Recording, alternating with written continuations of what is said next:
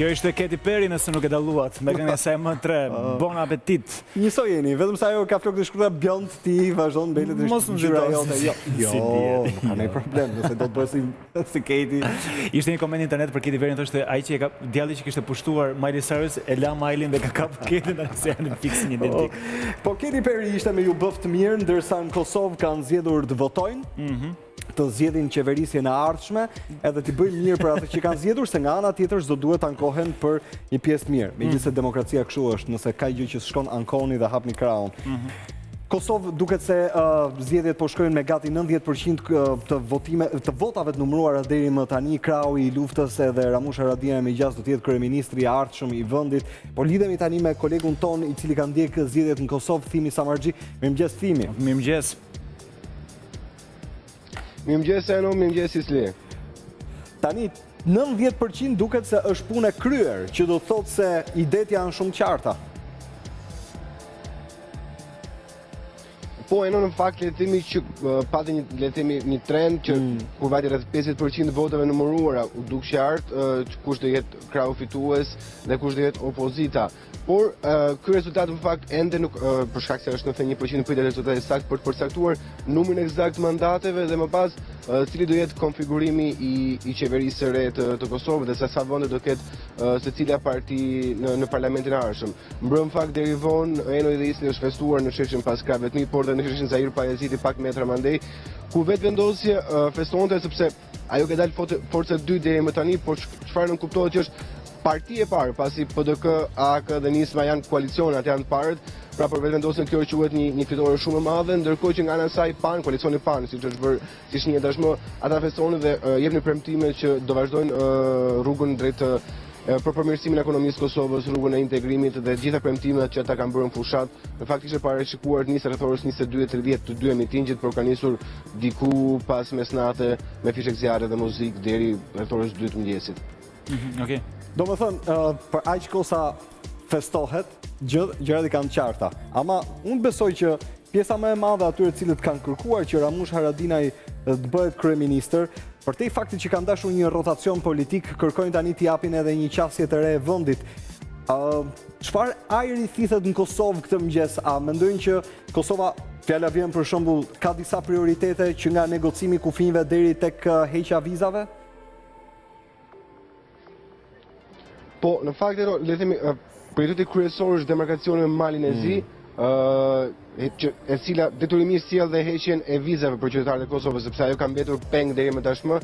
Por po ashtu është edhe gjykata speciale, me këto do duhet përballet Kosova, gjykata speciale që do hetoj krimet e presupozuara të luftës, por po ashtu është edhe krijimi i ushtrisë Kosovës, e cila në fakt është ajo ngërçi midis presidentit Thaçi dhe qeverisë e cili kërkon ta formojë këtë ushtri të Kosovës, por që ka hasur rezistencën e disi të parlamentit për shkak të numrave dhe ndryshimeve kushtetuese që kërkohen për këtë gjë. Sot në Prishtinë themi është duket një ditë më se normale, ndryshe nga zgjedhjet në Shqipëri të cilat kërkojnë 4-5 ditë deri në përfundimin e numërimit. Tu gjithçka le të themi thuajse ka mbaruar, pritet vetëm një konferencë për shtypje e Komisionit Qendror Zgjedhjeve për të bërë publik rezultatin paraprak, theksojmë sepse ende do ketë kohë deri në certifikimin përfundimtar të zgjedhjeve, më pas të nis puna dhe negociatat ato propagandë politike për të krijuar numrin magjik 61 i cili krijon dhe le të themi edhe shumica e parlamentit të Kosovës. Tani Thimi folur shumë hapur për aq sa atje ndjek situatën edhe para se të shkojë në zgjedhje. Ishte një lloj besimi që nga lodhja e koalicionit me LDK-n duket që gjithmonë 1/3 fiton në këtë rast edhe Aleanca për Ardhmërinë e Kosovës ishte gati. Ishte gati aty. Po, në fakt është shfrytzuar momenti dur për të qenë të dershëm, sepse zoti Haradinaj vinte nga çlirimi në Francë nga akuza që ai erdhi si triumfator në Kosovë dhe kjo ka ndikuar në rritjen e popularitetit, por numrin e votave ai ka le të themi mbështetësit e tij, por kjo u pa nga qytetarët si një mbështetje më shumë për të. Kjo e ndihmoi në fakt zotin Haradinaj që të grumbullonte më shumë vota dhe të gjente momentin e dur për të bashkuar me PDK-n dhe Nismën për të krijuar atë krahun e luftës, siç është quajtur kudo nëpër media, dhe Zoti Haradinaj e shfrytëzoi më së miri këtë mundësi për ndihmuar dhe veten e tij, por dhe koalicionin për të arritur deri më tani 35% të votave. Ndërkohë, le të themi pak surprizë është kalimi në vendin 3 i LDK-s një forcë historike e themuluar nga presidenti historik i Kosovës, zoti Ibrahim Rugova. Ajo tashmë është e treta dhe është e dyta lëvizja vetëvendosje, një lëvizje e cila themi është shumë nacionaliste, patriote, kërkon vetëvendosje, pra nuk kërkon as negociata, as çdo gjë, duan që Kosova të vendosë vetë. Duke se edhe kjo është një qasje e re tek votuesit e Kosovës, ndoshta të lodhur nga politika deri tanishme. A ka patur shumë njerëz që kanë festuar dje Thimi për të kuptuar dhe se si është pritur ky rezultati jo zyrtar ende, por gjithsesi është marrë vesh i fitores dhe Haradinaj kryeministër ka gjasa. Ka gjasa, po është ndarë tash i pazari. Po. Në fakt është ndarë sheshi në mes. Në sheshin Skënderbej pas Kavetmin ka qenë lëvizja PAN, ndërkohë pak metra më andej ka qenë lëvizja vetëvendosje në sheshin Sair Pajaziti. Madje ka pasur dhe një incident, nëse mund thuhet, në Thonjza kur kishte përfunduar le të themi festimet e vetëvendosjes. Mbështetësit e saj u afruan pranë mbështetësve të lëvizjes të koalicionit PAN dhe patën disa shkëmbime thirrjesh vetëvendosje ose PDK, por gjëra pa incident. Numri le të themi nuk ishte relativisht normal, rreth 1000 mbështetës në 2-4, pasi ishte edhe ora diku mbas orës 12:01 pas mesnatë. Shive, Haradinaj thaçi Haradinaj thaçi Haradinaj, këta janë dash, kanë qenë shok, pastaj janë konfliktu politikisht, pastaj, se më thënë, nuk ka qenë një tango perfekte asnjëherë. Megjithatë Thimi, unë besoj që në Kosovë mos mlej me ra, ata nuk do lënë njëri tjetrin, do të mbajnë forcë nëse do përpiqen që të qeverisin, duhet mbajnë njëri tjetrin. Kjo është ideja. Është më së vërtet. Tash do të thashim në fakt është president dhe ka një pozicion më komod dhe shikon gjërat, le të themi, për mbi palët, pavarësisht se ai nga PDK-ja ka ardhur dhe është forca e tij, por sërish do të thashi në një farë mënyrë mundohet të jetë mbi palët, por Kadri Vezeli që le të themi ka qenë krau djathtë për shumë vite, do të thashi janë të dy pothuajse njësoj e njëjta të njëjtën karaktere kanë të dy dhe të dy le të themi kanë pasur të njëjtën qasje. Të dy janë miq me zotin Haradinaj, kështu që do bëjnë shmos mbi të gjitha për ndoshta edhe LDK-ja duhet të forcohet disi, sepse problemi i madh i atyre në këto zgjedhje është dalja forcës së dytë e vetëvendosjes. Kjo është ajo çka i shqetëson dy partitë historike të Kosovës. Mirë bacu kry.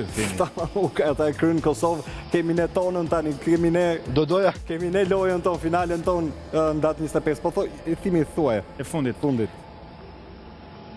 Po, do doja që ne në fakt në Shqipëri të mësonim le të themi rish nga këto zgjedhje, sepse përveç incidenteve të vogla nuk pati asnjë incident qoftë dhe në Verinë, po safish pavarësisht se kishte forca shtuare të policisë, ne të mësojmë disi nga kjo numërimi i shpejtë i këtyre dhe mostrim 3-4 ditë të tëra. Ne nga ata jemi që mësojmë numëruar votat dhe do doja ta mbyllë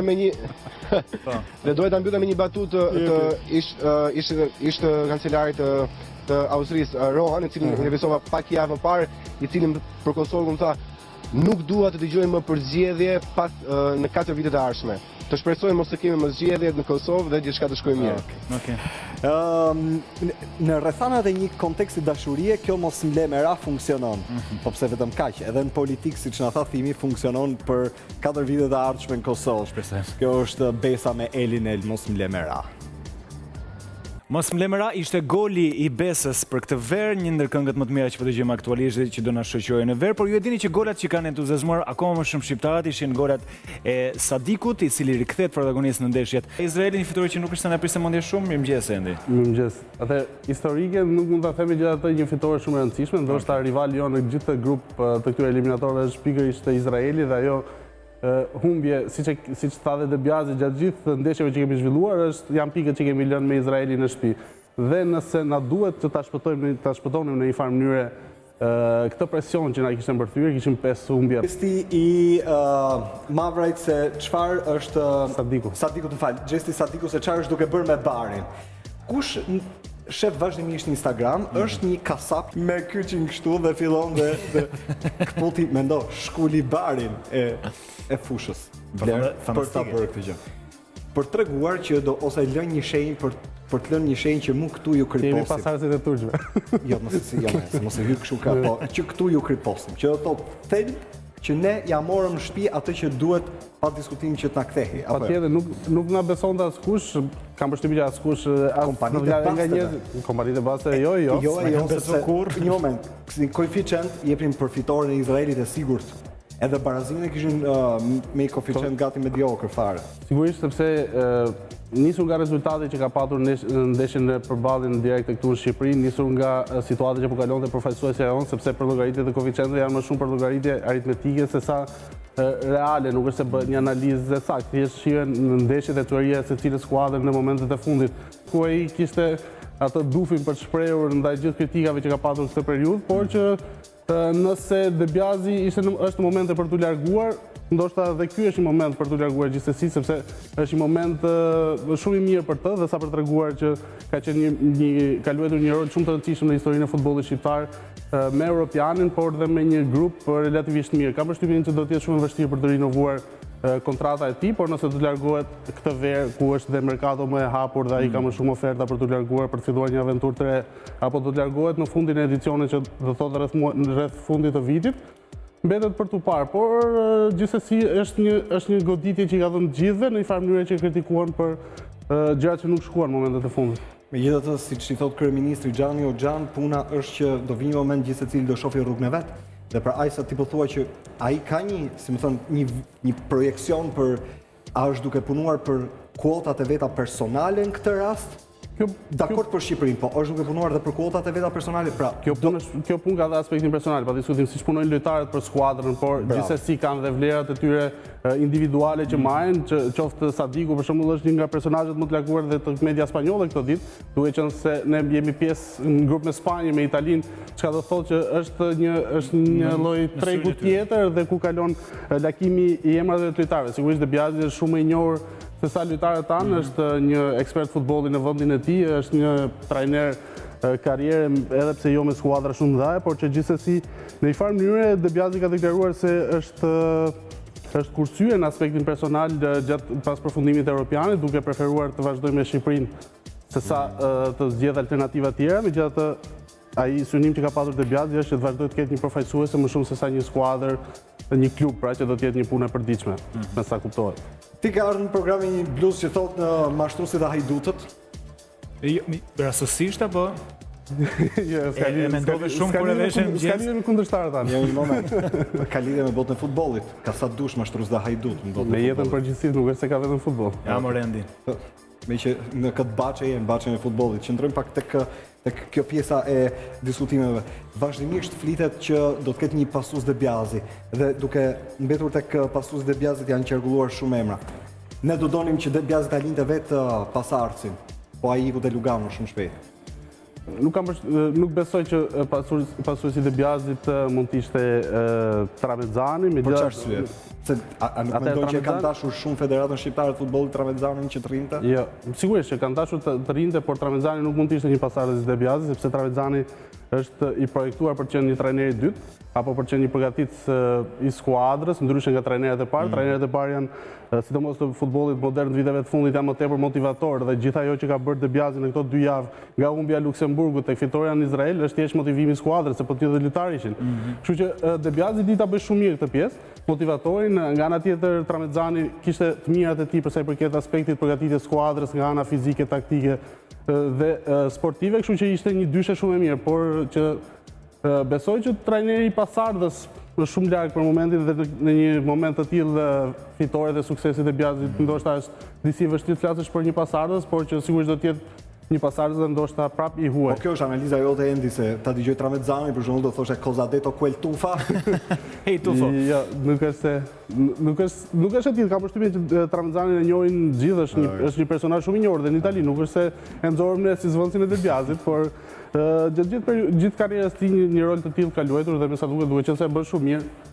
Nuk është se provoj eksperiencën e re që bëri, sigurisht ishte optimiste pozitive, por vetëm pas pak vjen në këtë program Luiza Gega. Edhe me Luiza Gegën do të flasim edhe për jo vetëm arritjet e saj të fundit, edhe dëshirën që mbi gjitha një rekordmene shqiptare ka për të arritur më të mirën në disa standarde ndërkombëtare, por edhe një lloj problematike që i është hapur, duke qenë se është pjesë e forcave të armatosura, duket se ca rregulla ushtarake i shkelin sportistët, të cilët përtej, si më thënë, ambicie sportive, duhet të respektojnë edhe disa rregulla ushtarak përderisa janë, si më thënë, bordero firmosin si ushtarak po ashtu. Nuk i kanë dhënë leje, me sa duket nga Ministria e Mbrojtjes, dhe me shumë gjas pritet që ta nxjerrin nga forcat armatosura. Po, nëse ka një keq kuptim, Luiza Gega do të vinë program, ta sqaroj vetëm pas pak flet për herë të parë bashkë me gjithë ta Olan Stërmasin. Ndërkohë do të bëjmë kështu. Endi Tufa, kolegu do të rri këtu, sepse po aq ka informacion nga Ministria e Mbrojtjes si PAL dhe do përpiqemi që të marrim sa më shumë informacion duke përballur palët në këtë rast. Ky është programi i mëngjesit. Qëndroni me ne. Kjo është Dafina Zeqiri, vjen tani me Four Seasons. Sa herë sportistë shqiptar kanë rezultate në na vjen mirë. Luiza Gega është një prej tyre që sjell vazhdimisht rezultate pozitive dhe të bën ndjesh krenar. Për Superligën turke në një garë prej 3000 metrave me pengesa, Luiza Gega është shpallur të martën e kaluar kampione. Mirëmëngjes Luiza, faleminderit që erdhe në program. Mirë se vjen. Ti s'mund të vish dot e ndame, vjen vetëm me Taulan Stërmasi. Mirëmëngjes Taulanti, që është trajneri. Hera funit që do vi me të. Jo, nuk ta tham ka stile. Qa do të dajni live? Jo, nuk është puna ndarjes, puna është që... Kemi një studio paralele, ne mund të qemë aty. Si trajner do bëj kështu, do bëj stop, si trajner do vi vetëm, kjo do vi vetëm. Unë besoj që ka një gjë që kur arrihet në mënyrë të përbashkët, pa diskutim që arritjet janë të dyve. Dhe po ashtu qëndron me në studio Endi Tufa, kolegu ynë që folën pak për futbollin, po tani natyrisht në një situatë të krijuar për një keq kuptim, që sipas trajnerit, Taulan Stërmasi, është diçka që duhet sqaruar. Unë kam përshtypjen që me Endi Tufën do të përpiqemi të kuptojmë edhe pak qasje nga një tjetër institucion që është në varësi Luiza Gega. Pra Luiza Gega është pjesë e forcave të armatosura, që pra aq kohë sa firmos edhe në Ministrinë e Mbrojtjes dhe ka përgjegjësi, pra ka statusin e ushtarakës, ka disa rregulla që duhen zbatuar. Le ta nisim pak nga gjithë shpjegimi, i cili realisht e fut Luiza Gega në një kontekst më logjik për ta kuptuar. Pse Luiza Gega ka një kontratë me Fenerbahce, pse Luiza Gega shkon dhe garon në ligën turke, ndërkohë që ne kemi ligën të federuar në Shqipëri. Do të bëj një rezume çfarë ndodh sot me atletët në botë. Ne gjithmonë i drejtohemi Federatës Botërore të Atletikës, e cila lejon atletët që të kenë 2 klube sportive. Sigurisht që edhe në sportet tjera ndodh, edhe në Shqipëri, në basketbol, volejboll, futboll. Luiza është sportiste e klubit Tirana. Dhe ky ka qenë kushtion kryesor që ditën e parë kur kemi qenë negociate ose na kanë kontaktuar klubi turk Fenerbahçes. Federata Botërore dha okejin, sepse sipas rregullore saj sigurisht që mund të jetë. Turqia sigurisht duke parë Lizën si potencial sportiste nivelit lartë në kampionë Europë dhe sigurisht kontaktin e parë kemi pas në Amsterdam. Kërkuajnë që atletët të ishte sportiste të tyre për të marrë pjesë në 2 aktivitete. Pra jo Luiza servitet në Turqi apo Luiza të ketë në fakt për Luizën erën si 2 aktivitete ndërkombëtare si ne bëjmë Diamond League apo nivele të tipit. Në kontakt me Federatën Shqiptare të Atletikës, sigurisht sepse ai është institucioni përgjegjës për ne, u drejtuar Federatës Botërore dhe ato sollën konfirmimin që Luiza mund të marrë pjesë dhe nuk ka asnjë shkelje, as rregullore, as mundësisë garimit të Luizës jashtë. Sigurisht kemi një rast tash që Luiza është pjesë e forcave të armatosura. Nuk duhet të shumë detaje, është sqaruar në fakt çështja, është bërë kërkesë, në fakt do në para faktit që duhet patjetër që të merr leje, është një çik rast specifik rasti Luizës, nuk është vërtet Luiza është pjesë e forcave të armatosura, por është specifik sepse është sportiste. Është rasti i parë që mund të ketë Ministria e Mbrojtjes me këtë specifik. Me këtë specifik që është sportiste dhe deshat si dhe ushtarakët dhe sportiste rasti i parë? Shqipëri. Në Shqipëri për nivelin e Luizës po. Okej. Qëndrojmë pak tek Luiza po. Dhe duhet të shpjegoj vetëm diçka të shkurtër. Në Shqipëri, në fakt, kemi prit shpesh që kishim ndryshime në ligjin e sportit. Ligji i sportit sa po aprovu, pa ndryshimet e duhura. Luiza është pjesë e forcave të armatosura dhe duhet ishte si puna e Luizës, duhet ishin 7-8 sportistë elitarë ose 10, këtë e vendos ligji për sportin. Dhe siç kemi në gjithë rajonin. Po flas në shtete të nivelit financiarisht dobët, siç jemi ne, po dhe në rajon që edhe nuk janë kaq dobët, Italia, Greqia, Slovenia, sportistë i niveli janë pjesë forcave të armatosura, edhe Greqia sigurisht, Sloveni, Itali, Greqi, që janë elitë, po them, e rajonit, sportistë e nivelit lartë i kanë pjesë forcave të armatosura, ose Fiamme Gjallë në Itali, Karabinerisë, policisë. për të shtu ca të ardhurën, në fakt për sportistët, sepse shtetet varfra nuk kanë mundësi për të suportuar financiarisht aq mirë sa duhet. Pra ti thua thelbësisht Luizës i jepet një rrogë mujore nga Ministria e Mbrojtjes. Unë mendoj dhe kështu ka qenë perceptimi që ditën e parë që Liza ka qenë pjesë e forcave të arsyetoj që duhet patjetër shteti në një moment dytë sa të gjithë ligjin e sportit, duhet që patjetër Luizën dhe ca të tjerë. Për ligjin e sportit edhe një moment, ishte për ligjin e sportit dhe jo vetëm, unë kam përshtypjen që pas nesër do duhet bëjmë një intervistë me Fidel Yllin. Një sepse i njeh mirë këtë punë dhe tjetra pastaj nga ana Në fakt, do të thotë, ligji i sportit kam përshtypjen që sepse e kemi ndjekur dhe ne mediat jemi ftuar. Ne mediat jemi ftuar që t'japim ndonjë opinion për sa i përket ndryshimeve në ligjin e sportit. Nuk e di nëse Federata e Atletikës, por kam përshtypjen përderisa ka mbritur puna deri tek mediat, gjitha federatat kanë qenë të ftuara për të dhënë mendimet e tyre për të ndryshuar ato probleme, siç thotë Taulandi ndoshta që është rasti i Lizës. Nuk e di pse nuk e ka sugjeruar ndoshta Federata Atletikës me që është e vetëm sportiste. Meqense është e vetëm sportiste dhe Luiza për bërë një rast specifik nuk e kishte diskutuar më parë me institucionin ku ti je pjesë, me forcat armatosura që ti je pjesë do pra ligji ta lejon që ti të konkurrosh edhe me shkosh në kompeticion në Turqi në rastin konkret për të evituar paksa këtë rrëmbujën mediatike se në faqet e parë të gazetave doli që Luiza do të përjashtohet, do merr një vendim të përjashtohet nga forcat armatosura. Mos heqin statusin e ushtarakut pra. Atëherë ne nuk e kishim vendosur, domethënë ishim akoma në diskutime. Ishim akoma në diskutime dhe për këtë arsye shkova edhe në Stamboll për diskutuar që çfarë do bëja. Ato do të ishte tek klubi Fenerbahces, më bëj foto, do të thotë kjo ishte këtu nisi gjithçka. Unë nuk e di, këtu nisi gjithçka. Në fakt tani i tha gazetar. Pra ti hedhi fotografinë në Facebook dhe nga unë nuk kam hedhur asgjë. Po ka qarkulluar nga të tjerët. Nga klubi Fenerbahces. Kemi diskutime, Luiza Gega është kush, domethënë në kampionin Evropë. Kështu sigurisht gazetarët e kishin marrë si lajm, na kontaktuan, edhe pse tani tha Nuk kemi dhënë asnjë deklaratë. Deri në momentin e firmosjes kontratës nuk mund të themi që ne jemi pjesë e Fenerbahçes. Pas firmosjes kontratës ne s'kishim shkuar në detajet financiare. Si më thënë lajmi mori vend përpara se të kishte diçka të vërtetë. Sigurisht kjo domethënë dhe për këtë arsye u thirrë nga komandanti policisë ushtarake për ta sqaruar ku shkova, e sqarova gjithë çështjen sepse nga ato ishte perceptuar që unë do shkoja në Turqi, do stërvitesha atje, ndërkohë që nuk ishte kështu dhe sikur të pranoja, nuk do ishim kështu. Vetëm një pyetje shumë naive. Domethënë ti duhet njoftosh shtabin për çdo lëvizje që bën, pra ti duhet marrësh leje, qoftë edhe nëse do shkosh stërvitesh diku apo të marrësh pjesë në kompeticion? Sigurisht, në statut pra është e gjitha institucionale si formë? Duhet bëhet domethënë në këtë mënyrë. Dhe kush e ka në dorë Ministri i Mbrojtjes tani? Jo. Kush? Domethënë shtabi i përgjithshëm, pra i funksionon në këtë formë. Luiza është ushtarake dhe shtabi i përgjithshëm është institucioni cili jep lejen, konfirmimin apo refuzimin e një kërkese për të marrë pjesë në një aktivitet. Është komplikuar qenë ka. Endi Tufa ka komunikuar me Ministrinë e Mbrojtjes sepse rasti Luiza Gegës nuk është thjesht për tu kaluar kështu, kam përshtypjen që i ka interesuar gazetarëve të marrin të dyja anët. Patjetër, sepse ishte një rast deri diku i çuditshëm pak a shumë për mua. Në pyetjen e parë që kam bërë tek ministria ishte përse Luiza, sepse nuk është se kishim ndonjë informacion për sa i përket ligjit ushtarakut dhe aq më tepër në lidhje me sportistët. Por cila është shkelja që Luiza kishte bërë dhe më thanë që është e njëjta ajo që ka bërë dritant e mirë, ish komandanti i forcave të armatosura i cili sot është ministri i brendshëm, por që është përjashtuar nga ushtria. Pra është e njëjta shkelje, edhe pse tingëllon disi e çuditshme se bëhet fjalë për një profesionist ushtarak dhe një sportiste, por që gjithsesi ishte një kod i etikës ushtrisë i cili ishte shkelur dhe nga Liza.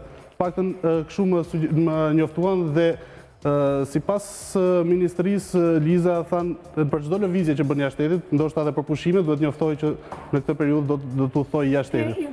Luiza ministre mbas kësaj kohë, karma funksionon. Sigurisht mund të një kalendar, domethënë se ku do të jenë garat e mia kryesore, por që ky nuk është strikt sigurisht sepse ti do ndrosh edhe gjatë rrugës, mund të marrë aktivitetet, do të thënë për 2 ditë, mund të shkojnë. Luiz, ti e di këtë histori, këtë historinë e lejes, e di, kuptimin si rregull institucional e di, e ke shmangur apo nga ana tjetër ti ke menduar që a priori s'do të thonë gjë se do që ti je kampion? Jo, sigurisht nuk është se kam menduar këtë, domethënë unë jam me premën që rregullat janë rregulla, por që unë si sportiste elitar ose si sportiste që shkoj marr pjesë në shumë aktivitete ndërkombëtare, është për më tepër që unë nuk mund të stërvitem në Tiranë dhe mund të jem afër këtij institucioni që mund të shkoj, pra ne aktualisht stërvitemi në Korçë, më tepër në Darkë, është rrugë shumë e gjatë që unë nuk mund, do më thënë e kam fizikisht e pamundur. Do e të shtoj diçka, më fal, Liza. E gjithë kjo marrëdhënie e Lizës në këtë rast me Ministrinë e Brendshme, e Mbrojtjes, ka më shumë është një lloj marrëdhënie apo një ndihmë që në një farë mënyrë i ka ardhur Luizës nga Ministria e Mbrojtjes. Dhe në këtë rast kam përshtypjen që duke u bërë gjithçka në kuadrin e një misie, nëse mund ta themi kështu, për të favorizuar në një farë mënyrë apo për t'i dhënë një ndihmë Lizës, edhe Liza ndoshta kam përshtypjen ka neglizhuar diçka duke menduar vetëm më shumë sportiste se sa ushtarake. Do them vetëm vërtet është e pamundur, edhe të kemi 3 veta ta menaxhojnë Lizën.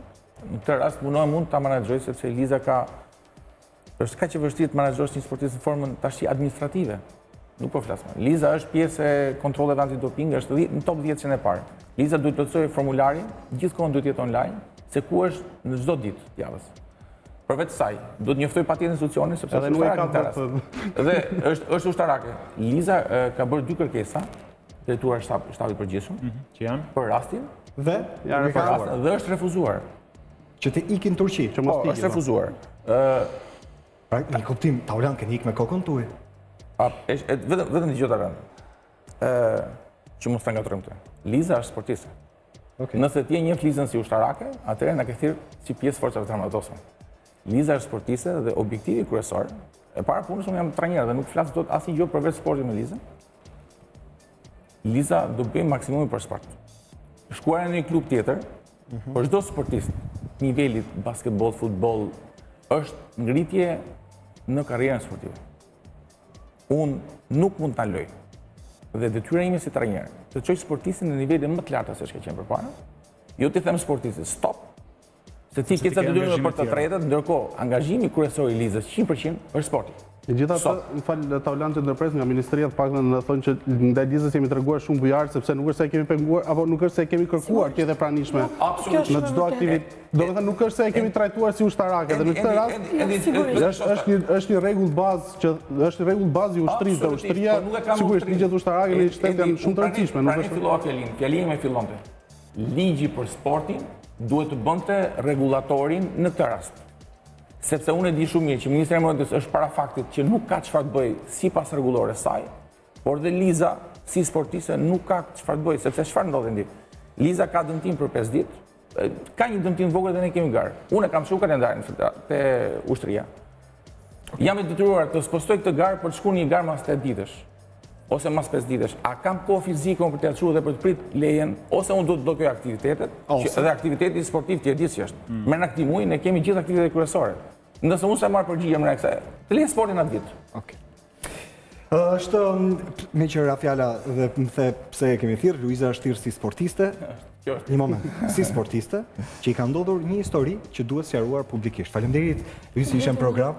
Edhe ne natyrisht Endi Tufa e di më mirë sepse merret me sportin gjatë gjithë kohës. Pa diskutim që ka një lloj, s'po them, mbyllje syri, po një lloj tolerancë dhe mirë kuptimi në këtë rast kur gjërat kanë vullnet për t'u sqaruar apo jo Taulan. Absolutisht. Unë këtë desha të them se nuk tham për gjërat kryesore. Ka pas suportin kryesor nga Ministria e Mbrojtjes të gjithë kohën. Është e vetme përplasje, por është përplasje fatale në formën që sigurisht shkelja në rregulli për Ministrinë e Mbrojtjes nuk është si mos raportimi jot me Federatën Atletikës për shembull. A kupton? Do të them edhe diçka tjetër. Duan falenderoj edhe sponsorët se Liza ka suport në sponsorë. Se Liza harroi ta them, po do ta them unë. Western Union edhe sigurisht edhe bashkëpunëtorë shumë madh. Gjithsesi. Dhe ti mos besoj kur nuk e di, Taulan. Sigurisht. Nëse Luiza shumë suksese. Me hile. Ndërkohë nga ana tjetër Luiza, faleminderit që ishe në program. Ki kujdes mos merr pjesë në fushat se mund ta se fillon me sponsor tjerë pastaj. Fillon me sponsor tjerë. Endi Tufa, faleminderit që ishe në program. Ti këtë do falenderosh me Endi asnjë. Falenderoj kafën. Ne kemi ardhur në fund programit duke uruar gjithëve që të keni një ditë të mbar. Ju presim sërish nesër në program në orën 7 gjithë mirat. Kalofshi mirë.